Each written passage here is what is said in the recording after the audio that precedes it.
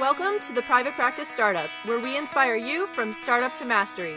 We chat with entrepreneurs, experts in the mental health and business arenas, and successful private practitioners to give you the tools needed to make your dream practice a reality. Visit theprivatepracticestartup.com for awesome resources, free trainings, and so much more. Here are your hosts, Dr. Kate Campbell and Katie Lemieux. Hey there, Startup Nation. Welcome back to another episode of the Private Practice Startup Podcast. I am one of your hosts, Katie Lemieux. Hey, everybody. It's good to be back. Nice to have you listening. This is Dr. Kate Campbell. You know, Kate, one of the things that I know that people who podcast do, they talk about like what episode. We've never talked about like this is actually episode 117. 117, you guys. Like, how is that even possible? I don't even know. It's crazy. It's still mind-boggling that we're over 100 at this point. Yeah, so it's exciting. I mean, we've been doing this for over 2 years and got the system down, and it's a lot of fun to podcast, and we meet some great and amazing people. I know that we've been podcasting this morning for the last 2 hours, and we got to talk to Gordon Brewer, we got to talk to Travis Hornsby, and I even learned something from our podcast. Actually, I learned something about you last episode. I didn't realize that you got all your, have to do the whole student loan thing. So It's kind of like... In the world of two therapists who do couples counseling, we encourage, the couples to really know more about each other, and that you don't know everything. Kate and I have known each other for over 12 years. And look, I learned something new about our work marriage. Do some love map cards the next time we hang out? Oh my God, that would be so much fun. We should totally do that. #Gottman. #Gottman. So anyway, Startup Nation, thank you for joining us here today. If you're new to Startup Nation, we want to say welcome you. You are now part of the family, and you're probably wondering, what the heck are we talking about this morning or this afternoon or evening or whenever you're listening to us? But we really like to just make it super casual, because we used to be super structured and robotic before, and that just didn't work for us. So we like to just make it more casual. But if you are brand new to us, you are part of our Startup Nation family, and you are our VIP. And we have a gift for you. Actually, there's several gifts you could choose from, but we just want to highlight one gift for you today. Head over to privatepracticestartup.com. Check out our resources tab. On the resources tab, you are going to see our attorney-approved, customizable attorney-approved private practice HIPAA form, and that is our gift to you. If you're in private practice or aspiring to be, you need paperwork. So you want to make sure that you cover yourself and have peace of mind in your paperwork. So that is right under the resources tab, right on our website. Let's see. So Kate is our guest. I didn't even announce that yet. So Kate is our guest, and I'm actually going to be interviewing Kate. And our topic today is how to find the perfect private practice office space. So, I'll let Kate share all that. But before we do that, why don't we go ahead and jump into our sponsor, and then we'll get started on our topic. Sounds good. Yes, I'm excited to be here. Actually, it's been a long time since you've interviewed me on our podcast. Remember when we did those solo episodes a long time ago? It's been a really long time. So Katie's looking at me I'm like, trying what to are you talking about? Solo episode. We interviewed each other? Yeah, I think we interviewed each other like way long time ago, maybe a year and a half ago or so. So interview each other on. I think it was like our biggest struggles and the things that we've learned the most, and it was like more of a reflective experience. So this is going to be fun to be talking about the journey of finding the perfect private practice office space, and I'm going to talk a little bit about my experience with that. But before we do that, let's take a quick break from our sponsor. Today's sponsor is Therapy Notes. When it comes to keeping your practice organized, you want to have a software that's not only simple, but the best. And that's why we recommend Therapy Notes. Their platform lets you manage notes, claims, scheduling, and more. Plus, they offer amazing unlimited phone and email support. So just when you have a question, they're right there. They've got your back, and they're happy to help. So if you head over to our show notes page, you'll be able to get 2 free months of Therapy Notes today. Just use the promo code PPS, as in Private Practice Startup, when you sign up for the free trial at therapynotes.com. And if you want to learn more about Therapy Notes, you can head over to episode 54, where we had Brad Pleiner, and we really did a deep dive into their whole platform, and they really give us a good understanding of why their practice management software is trusted by by over 60,000 professionals.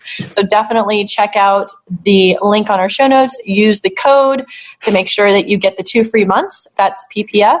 And thank you, Therapy Notes, for being our sponsor and for what you do.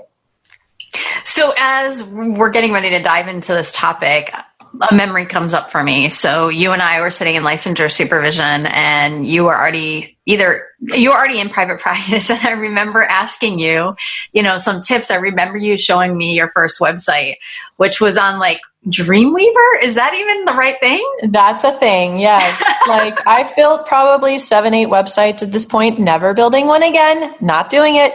And the first website that I had was built on Dreamweaver, which if you guys think WordPress is complicated because of code, Dreamweaver is like a whole nother animal. Yeah, it was a terrible looking website compared to my standards now, but it was a website. Hey, that was was. And we could say that now looking back. And I also remember us talking about like, oh, how do you get images? Well, you just go to Google and you take whatever you want. And it's like, oh my God, that was so illegal. Like we didn't know what we were doing, but obviously a lot has changed in almost a decade.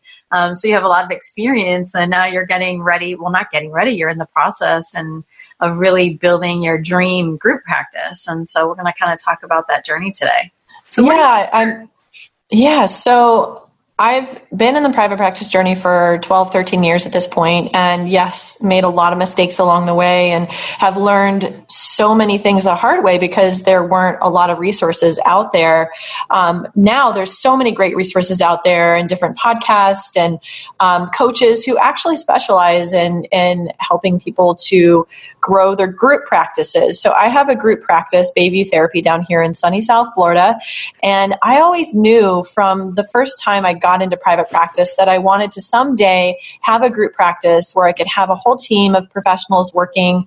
Everybody specializes in a different area, charges different price points for their services. And it's a really collaborative environment where we all support each other because let's face it, if you're in private practice, even if you're in a group practice, it can be isolative because you're, in and out with clients all day long. And sometimes you can go a whole day and it's just you and your clients, and that can feel kind of isolative and disconnecting. So I really wanted to create that dream group practice environment. And 8 years ago, in 2011, I had launched Bayview Therapy, which is the group practice, after many years of learning about how to have a thriving practice. And then when I first created Bayview Therapy in 2011, the whole searching for an office experience was completely different than it is this time around. And I've renewed my lease a couple of times where I am in the current building, but our team has grown so much that we really are ready for an expansion. And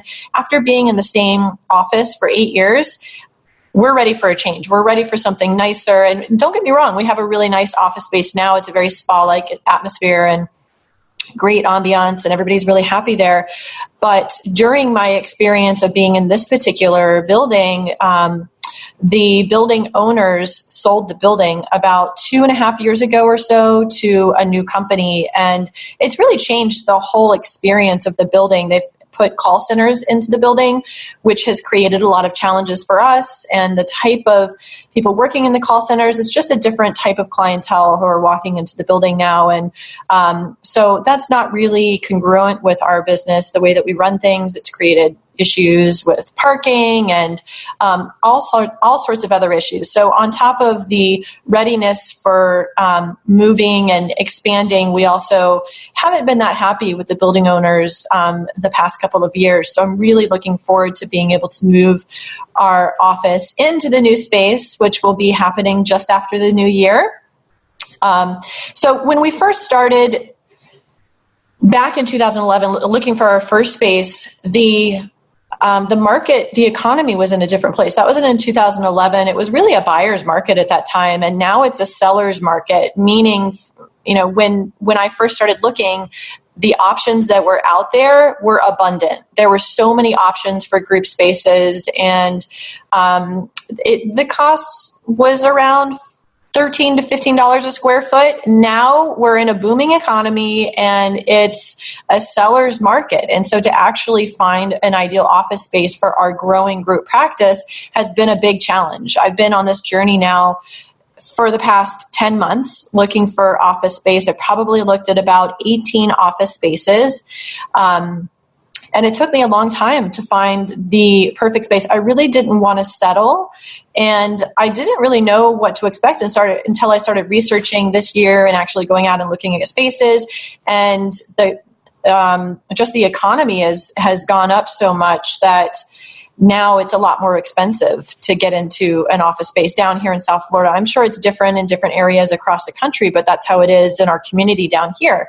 So that was a little surprising. And I honestly, as I was looking for the different office spaces and looking at the options of what was out there, I didn't want to settle. I wanted to have something that's so much nicer than what we have now. So it really feels like a step up, and it's really going to meet the needs of our team. We have 15 people on the team, and we're expanding and growing. And I wanted to find a space that was really going to meet our needs, and I couldn't find anything out there. So I ended up deciding that I was going to do a complete build out from scratch, which I've never built out an office before. This is my first time. This is not my first rodeo looking for a group practice. So there's definitely some things that I learned and mistakes that I made the first time around that I did not make this time, which is great. What are some mistakes? Yeah, I was just going to share that it's really important to work with the right people. And we actually had Michael Feuerman, who is Marnie Feuerman. She is another clinician down here in South Florida. Her husband, Michael Feuerman, is a commercial real estate agent, and he used to be a real estate attorney a long time ago as well. So he has both those expertise.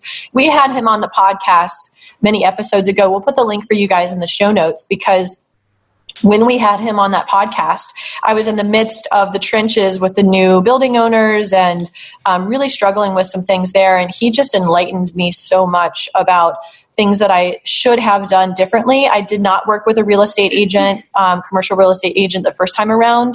I really just kind of did it on my own and had some friends who were helping, but they weren't really specialized in that area. And so he really enlightened me about a lot of things that we could do differently.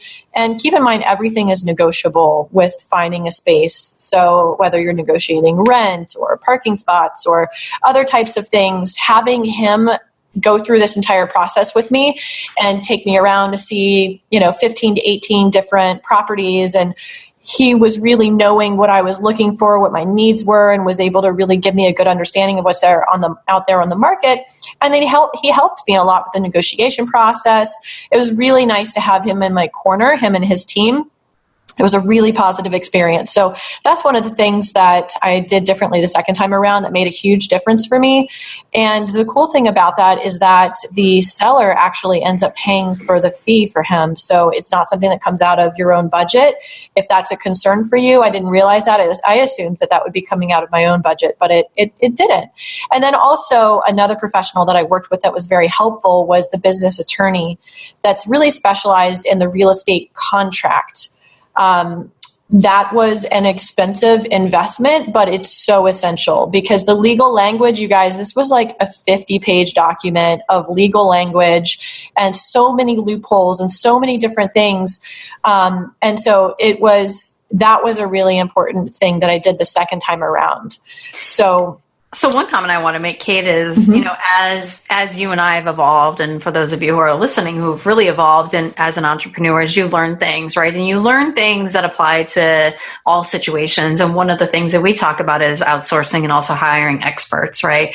And hiring experts really can actually save you money in the long run. And so I just love that, in the beginning, you were kind of DIYing things, right? And trying to piecemeal things together. Because a lot of times when we get into business, funds are low and we have more time to spend. And so we kind of try to balance that out. But really hiring experts, especially in this process, is so essential. And you've learned a lot in the process. I'm just curious, what are some of the things that you learned from Michael that maybe you hadn't learned before? I know you're talking about negotiation and even negotiating parking spaces, but what were some other cool things?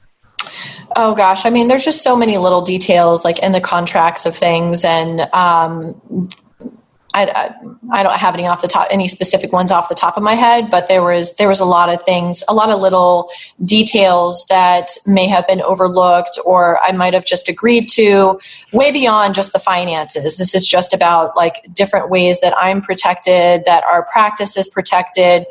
And it was just very interesting. It was good to have him in my corner, and then also the real estate attorney who really also had my back in the process and really is looking out for our best interests and making sure that we're protected, we're not being taken advantage of, because there's so much of that legal language that you can't even comprehend, even if you're researching. And I know you have a legal mind and you love to read the legal contracts and whatnot, but having somebody there who's actually an expert and able to understand, this is normal, this is not normal, this is ridiculous, this is not, let's go back with this, let's go back with that. So it was a really long process. Actually, it took us about 3 months to get through the negotiation process with this one office of going back and forth, negotiating with the contracts and with the attorneys and their attorneys and our attorneys.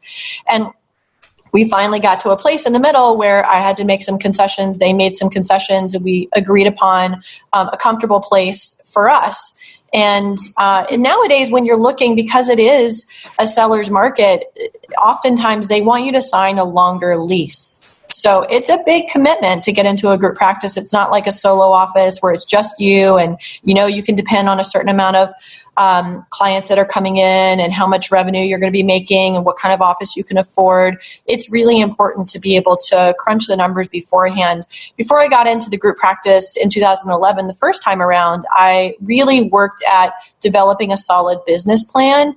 I crunched the numbers. I had all of that information. But now, since we have a thriving group private practice and I have an established business and I know what those numbers are, of how many clients are coming in the door, how many referrals, how many sessions the therapists are seeing, I'm able to look at those numbers and use that information to inform how big of an office can we get, what can we afford. And this time I really did a lot of work on the numbers to really be able to project. And growing the private practice this time around has been a really big commitment. And there's a lot of risk that comes along with that. Actually, to be honest, it's our overhead expenses just for rent went up by 60%. And they weren't cheap beforehand, but now they're really expensive. And that was very anxiety provoking for me to look at and work the numbers and rework the numbers. And the way that I've set up our private practice and the business model is I wanted to be really, really fair for the clinicians and to be able to meet them where they're at, because every practice has a different business model, and a lot of people come with the percentages. And what we do is we just charge a flat fee when the therapists have sessions, when they see clients.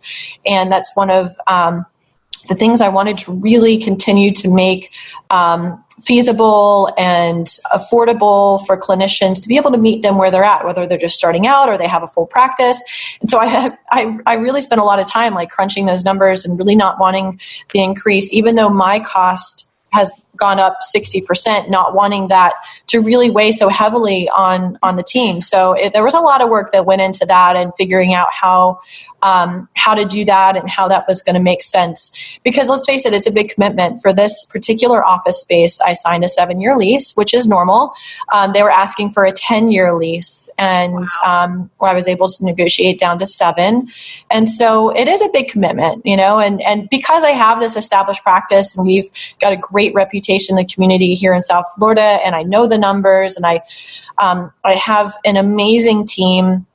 And we have that momentum, right? We have that traction. I know that we're going to be okay, and we're going to be able to really grow into this practice, which was important to me.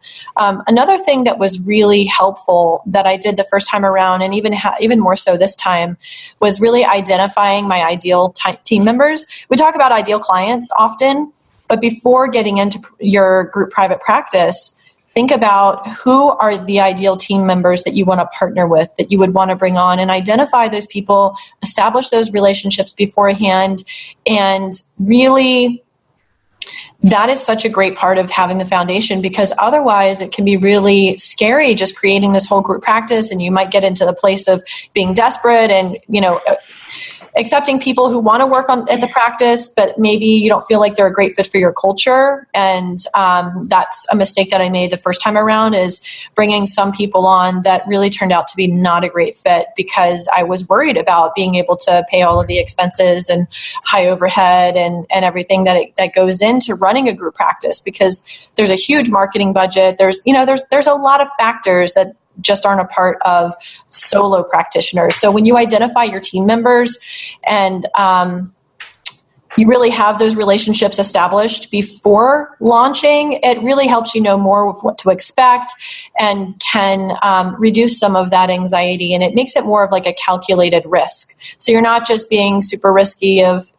signing this office lease. And by the way, a lot of because we're in that seller's market now and the economy is doing so well, most often the sellers are going to make you sign a personal guarantee. Meaning that you can't just walk away from your business. You can't just decide to close down your practice and not be responsible for the overhead and the rent. So that's one of the things that was different this time around, of having to sign that personal guarantee. And because I have a great team and we have our whole system and everything is in place already, I know that I would be comfortable signing that, because I have that solid foundation. But just starting out, that would be definitely something that I would recommend, is identifying your team members first, establishing those relationships, getting your onboarding systems down, having people to help, like my assistant, having her at the practice and training her on all of the new therapist onboarding systems, and making sure that the people that you're finding and that you're wanting to develop those relationships, to have them be a part of the team, that they are going to fit with your values, your beliefs, your company culture. That's something that's so important in a group practice.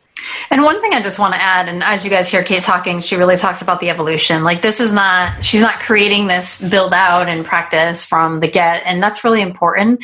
A lot of times therapists kind of jump in a private practice without crunching the numbers. And it's a lot of speculation.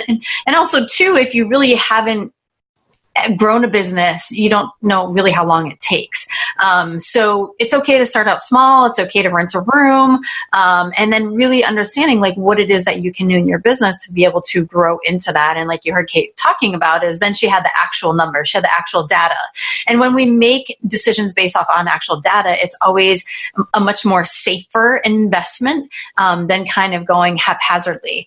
And, I think that's a lot of times, I know that when I first rented private practice space, not knowing anything about business, I had to say to myself, what's the worst thing that could happen? And at the time, I forget how much the office was that I rented, but I said, the worst thing that could happen is I'm out $5,000 for the year. That's the worst thing that can happen. Can I handle that? Yes, I can. Okay. So that's like, if I never saw a client, that's the worst thing that could happen. But really going through the process and being an entrepreneur and having that actual data really helps you make a better informed decision. And like Kate said, wow, 60% more overhead. That's a lot. It's not 30, it's 60. So and one of the things that was surprising this time around with the build out is that because it is a seller's market now, they have a lot more power. I was able to negotiate a budget for the build out, but a good portion of that budget for the build out, for the cost of actually building and doing the construction and working with the architects and going through the permitting process, that comes out of my pocket. So I also had to configure that. Not only did the cost go up 60%, but there's a huge expense for the actual build out. And that's not even talking about furniture and decorations and artwork and all of the design aspects and elements that go into a private practice. So, but when you're looking at a long-term business, you can look at spreading those costs over time and really recouping that investment over time. And this is, I'm really invested in our group practice. It's like a family on our team. And I love being able to have the best of both worlds with the private practice startup with Katie and then this group practice and all of the ways that we're able to help our community down here in South Florida. So being able to look at the numbers financially is important, coming back to that, Katie, and then also looking at the numbers for space. because that was one of the things that Michael helped me with when we were looking at, we're looking at the office needs now. And my office is about 1,500 square feet now. We're expanding to 2,100 square feet. And when we were looking at, okay, well, what are the sizes of the rooms now? And how much square footage do we need? And what would be the ideal growth that's going to be realistic, because the cost of everything went up so high. I didn't want to get in too much in over my head.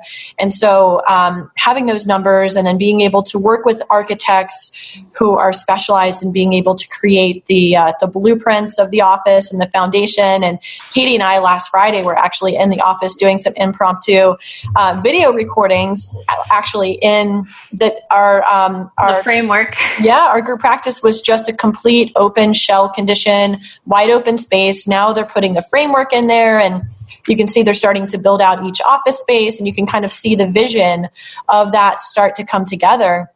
And this has been a huge learning curve for me, because I had no idea what it was going to take, and all of the details and decisions, and working with the architects, and then actually submitting the designs, with having the contractors submit the designs to the city. That's been several months of waiting for the permits to get approved, and that takes a really long time. And then they had to go back in for revisions, and then there's just so many steps to this. So it's a huge process and a long journey. I've been working on this for the past 10 months, and it's really exciting to see it all coming to fruition now. And this past weekend, I was looking for office furniture. That's my favorite thing to do, is going out and looking for the actual design elements. I always say that if I, came back in another life, I'd probably be an interior designer, because I have so much fun with that aspect of being able to look at everything that's possible for the design and really creating just a beautiful spa-like atmosphere that everyone can feel so much more comfortable about coming to therapy, and looking at all the different furniture and artwork, and each room has a different theme to it, and then being able to expense it. That's the exciting part, right?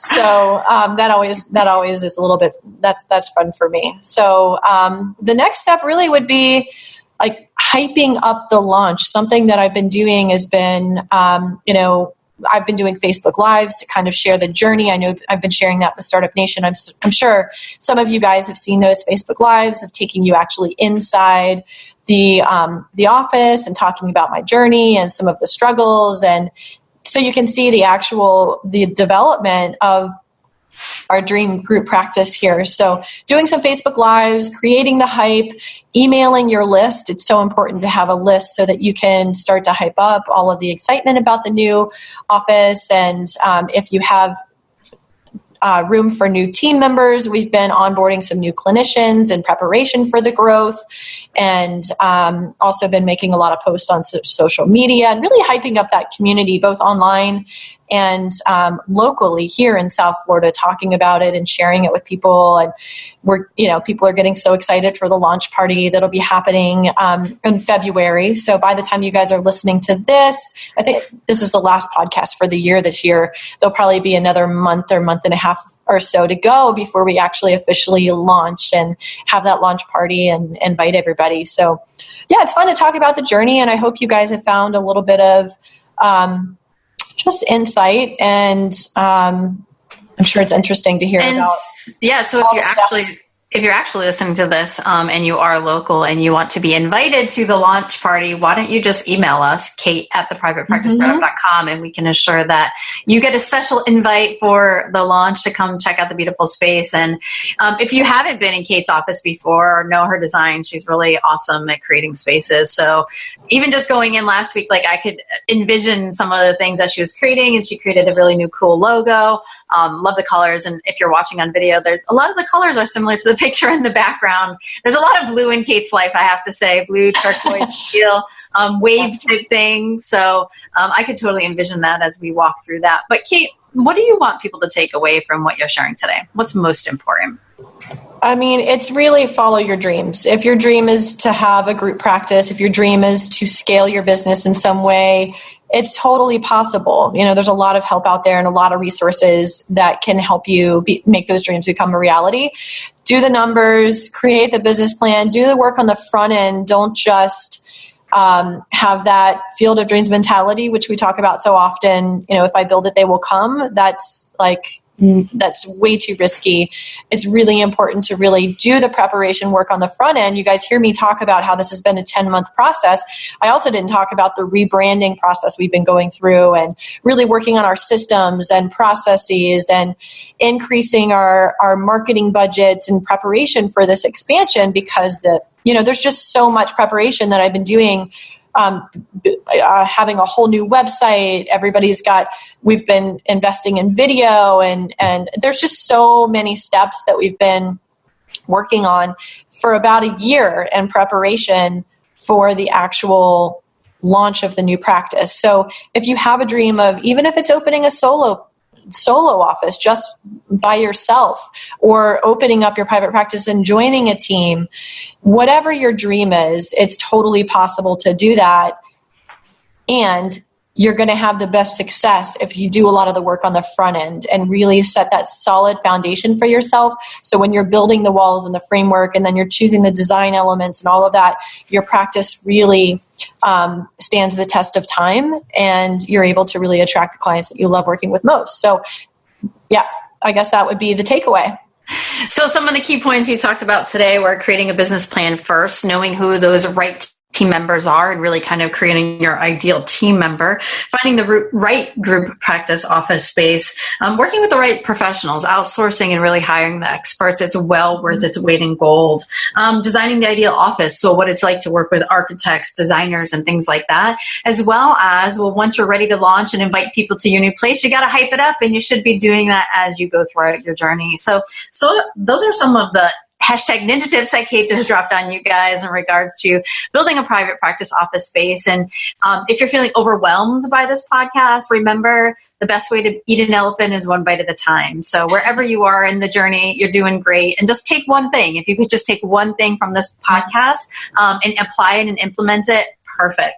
So we hope you guys join us next week as we talk to Uriah Guilford. And I am stoked about sharing this podcast with you, because we're talking about, speaking of design, how to design your practice to run without you. So here we are talking about Kate building a group practice. Well, this podcast will be perfect for her, because eventually she'll probably be stepping away. But it's perfect for all of us. So we hope you guys join us next week as we talk with Uriah about that. And as always, we wanted to say thank you for allowing us to inspire you from startup to mastery. And we wanted to say have a great day, Startup Nation. Yes, it was so fun. So thanks for having me on in this capacity. I hope you guys really enjoyed it, and we'll look forward to seeing you on the next episode.